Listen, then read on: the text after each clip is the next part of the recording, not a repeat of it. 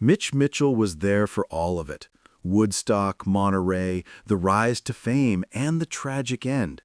For 38 years, he kept Jimi's secrets.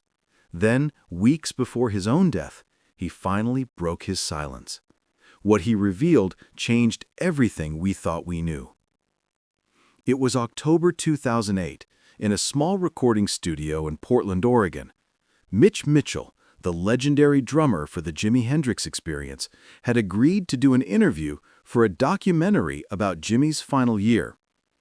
At 61 years old, Mitch looked tired. He'd been on the road for most of his life, first with Jimi and then with various tribute bands and jazz groups. The years had worn on him. The interviewer, a music journalist named Sarah Chen, had been trying to get this interview for years. Mitch had always refused. He'd done plenty of interviews over the decades, talking about Jimi's genius, sharing funny stories from the road, discussing the music. But he'd never talked in depth about September 1970, about Jimi's death, about what really happened in those final months. "Why now?" Sarah asked as they set up the microphones. "Why are you finally willing to talk about this?" Mitch was quiet for a moment. "Because I'm tired," he finally said. "I'm tired of the myths, the conspiracy theories, the people who think they know what happened when they weren't there. And because," he paused, "because I think I'm running out of time to tell the truth." Those words would prove prophetic. 3 weeks after this interview, Mitch Mitchell would die in his hotel room in Portland. Like Jimi, he would die alone, at night, far from home. The parallels were haunting. But that day in October, Mitch sat in front of the microphone and, for the first time, told the complete story of what he'd witnessed during Jimi Hendrix's final year. "People think Jimi died suddenly," Mitch began. "They think it was an accident, one bad night, wrong pills, bad luck. But that's not what happened. Jimi had been dying for at least a year. Not physically, though the drugs and alcohol were taking their toll, but spiritually, emotionally. He was being killed by success." Mitch explained that by 1969, Jimi had become trapped by his own image, the wild guitar god, the showman who played with his teeth and set guitars on fire. The psychedelic genius. That's what the world wanted. But that wasn't who Jimi was anymore. He wanted to evolve, to experiment with jazz and blues, to be taken seriously as a musician, rather than as a spectacle. "After Woodstock, something changed," Mitch said. "That performance should have been his crowning achievement. But Jimi hated it. He thought he played terribly. He was right, in a way. He was exhausted. The timing was wrong. The whole festival had been chaos. But the world loved it anyway. And that made it worse." The interviewer asked why success making people love him would make things worse. Because they weren't loving him. They were loving an idea of him. They were loving the performance, the image, the myth, not the actual person. And Jimi knew the difference. Mitch described how in early 1970, Jimi had started talking about breaking up the experience. He wanted to start fresh, work with different musicians, try different styles. But his management was against it. The experience was a money-making machine. Changing the formula was risky. "We had a conversation in February 1970. Jimi and I were in his apartment in London, just the two of us. He said, 'Mitch, I feel like I'm in prison. A very comfortable, very famous prison, but still a prison.' I asked him what he meant. He said, 'Every night I go on stage and do the same show, play the same songs, do the same tricks, and everyone loves it, but I'm dying inside.'" The interviewer asked if Mitch tried to help, if he suggested Jimi talk to someone or make changes. "Of course I tried," Mitch said, his voice getting emotional. "But what could I do? I was his drummer, his friend, not his manager or his therapist. And honestly, I was part of the problem. I needed the job. We all did. if Jimi stopped being Jimi Hendrix, the guitar hero, where did that leave me? This admission, that Mitch and the others around Jimi had a financial interest in keeping him in his golden cage, was brutally honest. It was something nobody in Jimi's circle had ever acknowledged so directly. Mitch went on to describe the events of 1970 in painful detail. The disastrous recording sessions for what would become Jimi's final album, the conflicts with management, the exhausting tour schedule, the increasing drug use as Jimi tried to cope with the pressure. People talk about that last night in September like it was one bad decision, like Jimi took too many pills and made a mistake. But it wasn't one night. It was 1,000 nights of not being able to sleep.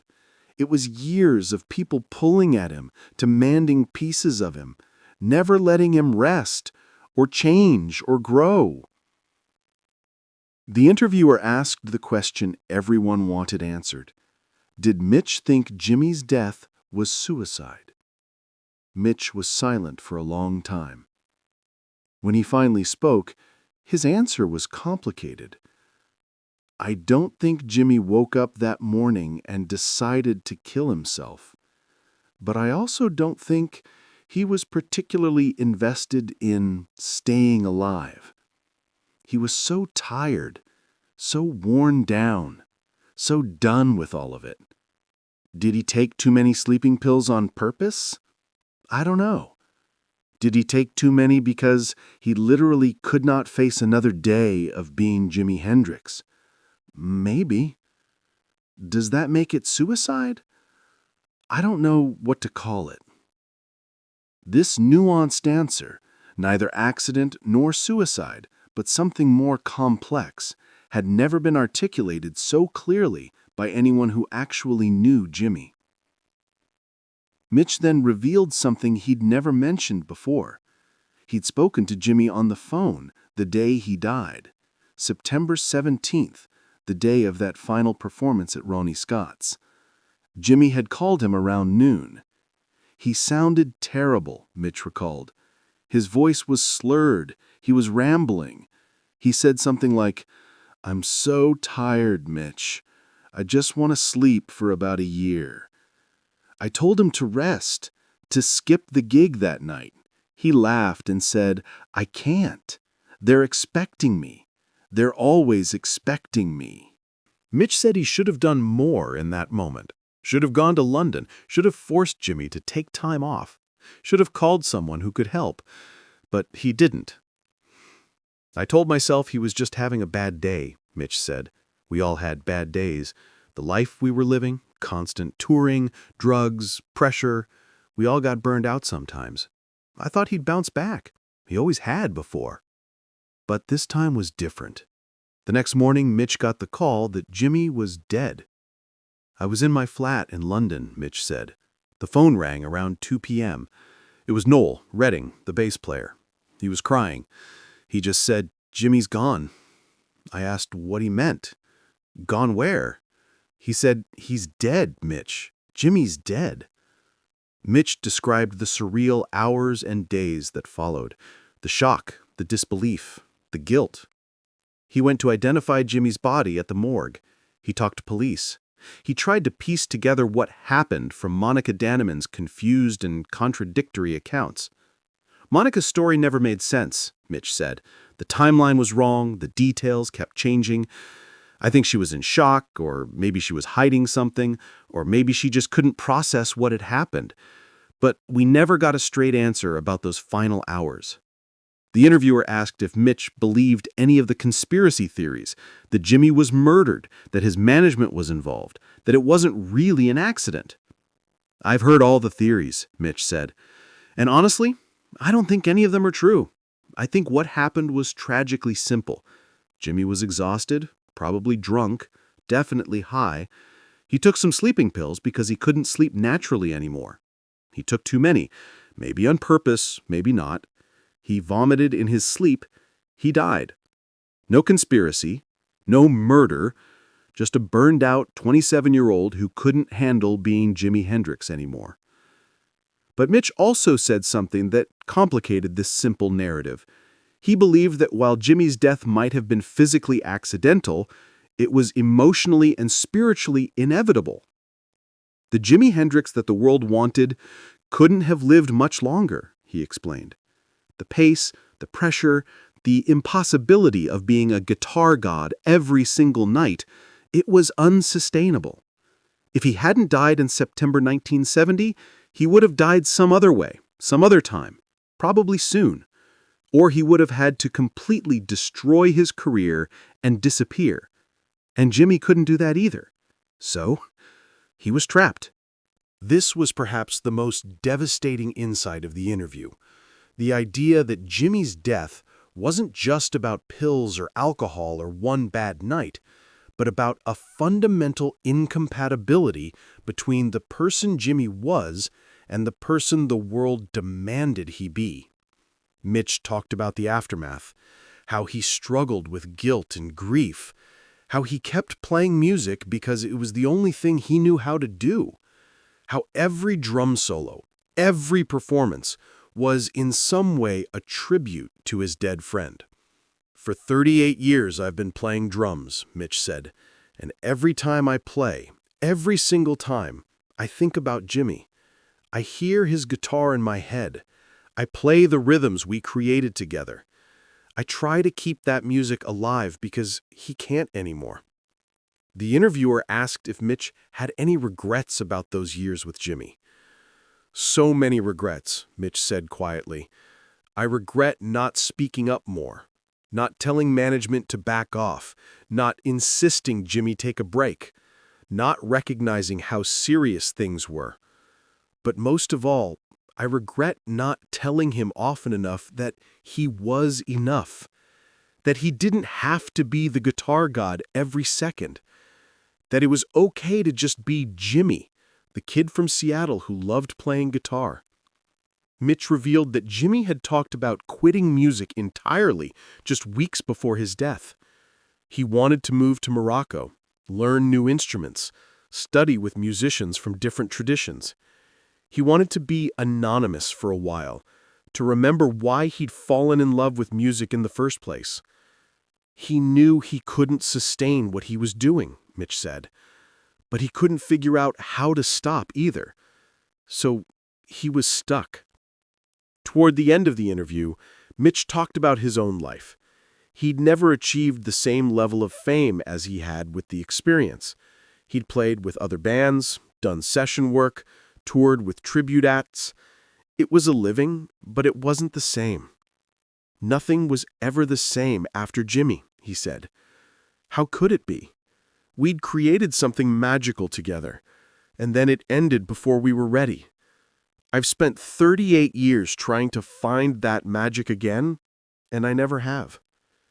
He also revealed something personal and painful. He'd struggled with substance abuse for years after Jimi's death. He'd used drugs and alcohol to cope with the grief and guilt. He'd gotten clean eventually, but the damage was done. "I see the irony," Mitch said. "I watched my best friend destroy himself with drugs and alcohol, and then I turned around and did the same thing. Maybe it's because I understood why he did it.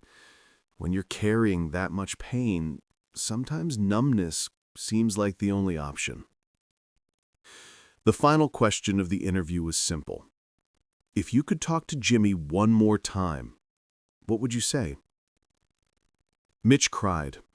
It was the only time during the entire 3-hour interview that he broke down completely.